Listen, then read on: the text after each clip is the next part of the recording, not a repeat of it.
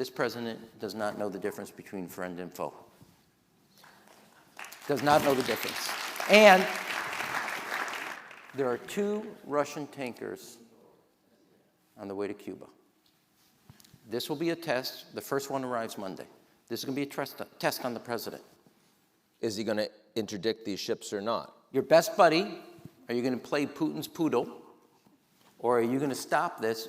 Forget whether you're for the quarantine and embargo. They cut off the Venezuelan oil. Yes. They cut off the Mexican oil. And now the Russians are sending 2 tankers. 2 tankers. First one arrives Monday.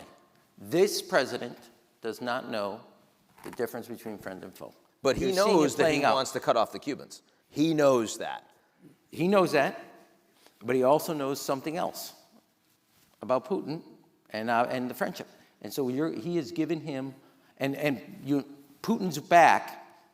The Ukrainians in the last 2 months have taken 225,000 square miles back from the Russians occupied. They have done it with new drone technology they came up. They have thinned out the ability not only on the Russian lines, but 70 miles from the lines. Russian cannot supply it. And you have a country who is providing technology to kill American servicemen. You're the commander-in-chief. Do you know friend from foe? When he was asked about the targeting of American troops, American facilities, his response to that was, well, you know, the Russians say that we do that too.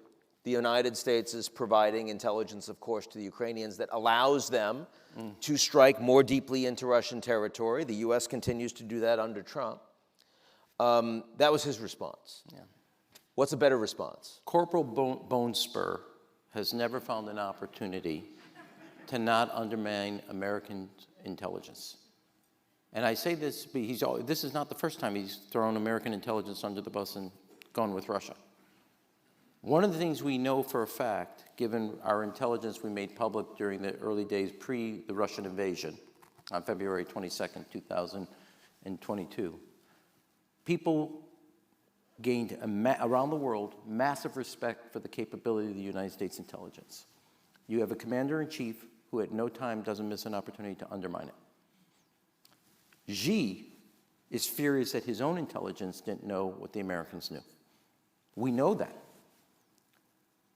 Europe, who said the Americans were wrong, including Zelensky, now know the American intelligence was superior and accurate to the date, the time, and the hour. They were telling him in advance, you have to prepare for this. Yeah, and Zelensky, Zelensky was not buying it. But basically 72 to 96 hours, wherever you want to start it. So the idea that the President of the United States again says, well, this shrugs at this, tells you, I mean, I think I'm hoping the media puts a spotlight on this oil tanker Monday that's supposed to pull into Havana.